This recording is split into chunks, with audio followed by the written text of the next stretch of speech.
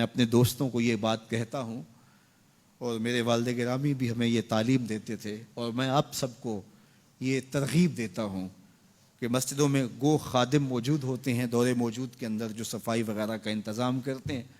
ہم جو تنخواہ دیتے ہیں ظاہر ہے وہ بھی ہمارا حصہ تو پڑ ہی جاتا ہے، لیکن کبھی کبھی اپنے بچوں کو ساتھ لے کے، اپنے دوستوں کو ساتھ لے کے تو مسجدوں کی صفائی ضرور کیا کرو. سال میں ایک دفعہ تو ضرور کر لیا کرو، اگر ہر مہینے کو ایک دن مقرر کر لیا کرو کہ آج کیا کرنا ہے، ہم نے کسی قریبی مسجد کی صفائی کرنی ہے.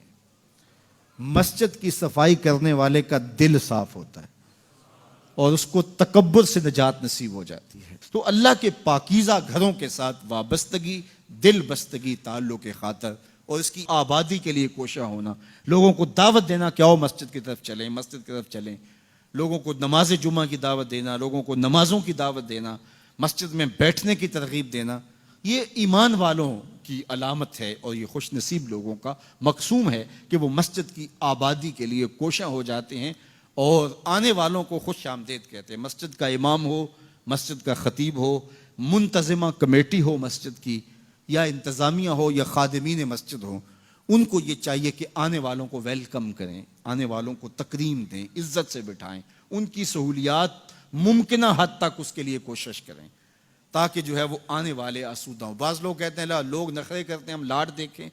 بعض منتظمہ کمیٹیاں وہ ایسٹ انڈیا کمپنیاں بن کے بیٹھ جاتی ہیں اور وہ آنے والوں کو وہ ہر وقت مسجد کے صدر، اور یہ نشے میں ہوتے ہیں کہ میں مسجد کا صدر ہوں، میں مسجد کا سیکٹری ہوں، میں مسجد کا جو ہے وہ یہ عہدے دار ہوں. خادم ہو تم مسجد کے، اور وہ مسجد کی خدمت کرے اور آنے والوں کے لاڈ دیکھیں. آپ دکان کرتے ہیں تو لاکھ کے لاڈ دیکھتے ہیں کہ نہیں دیکھتے؟ آپ فیکٹری چلاتے ہیں تو مزدوروں تک کے لاڈ دیکھتے ہیں کہ نہیں؟ جی میں نے اپنا کام چلانا ہے.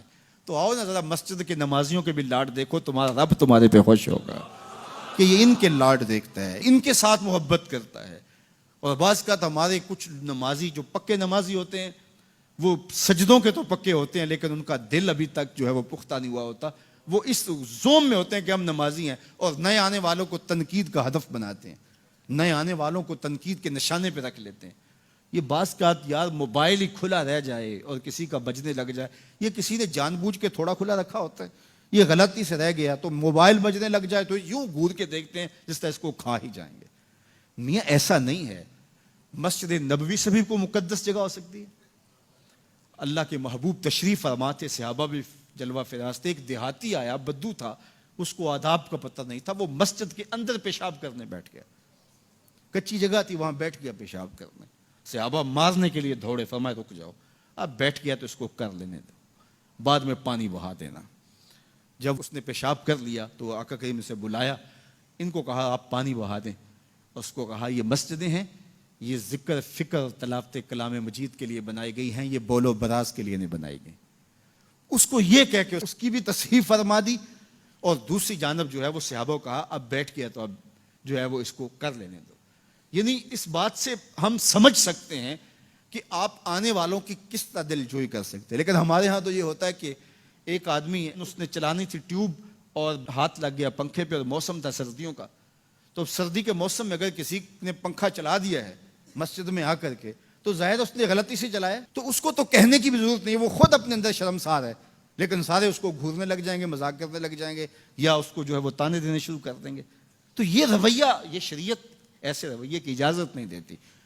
دل جوئی کرو، پیار کرو. تو آنے والوں کی دل جوئی کیجئے، ان کو محبت دیجئے، ان کو پیار دیجئے، ان کے لیے سہولیات فراہم کیجئے. بعض وہ ہمارے جلدی جلدی پنکھے بند کر دیں گے کہ نماز ہو گئی، جمعہ ہو گیا، پنکھے بند کر دیں کہ جی اب وقت ہو گیا نکلو یہاں سے. مسجدوں کو کشادہ رکھیں، کشادہ دل لوگوں کے ہاتھوں میں مسجدوں کا نظم و نسق دیں جو کشادہ مزاج کے ہوں اور جو لوگوں کے لیے سہولیات فراہم کریں. اللہ کے گھر آباد ہوں. مسجدوں کی تعمیر، مسجدوں کی تزئین اور مسجدوں کے ساتھ وابستگی، مسجدوں کے ساتھ دل بستگی، یہ اہل ایمان کی علامت ہے. جس طرح نمازیں ہماری رمضان المبارک میں فرض تھیں ہمارے اوپر، رمضان المبارک کے گزرنے کے بعد بھی ایسے فرض ہیں. جس طرح جمعۃ المبارک کا اہتمام رمضان میں ہم کرتے تھے، ماہ صیام کے گزرنے کے بعد بھی اسی طرح ہمارے اوپر جمعہ فرض ہے. تو ہمارے ہاں یہ جو کلچر ہے کہ رمضان المبارک کے بعد نمازی سکڑ جاتے ہیں، تو اس کلچر کو ختم ہونا چاہیے. اسی طرح سے نمازوں کا تسلسل رہے اور نماز جمعہ کا تسلسل رہے.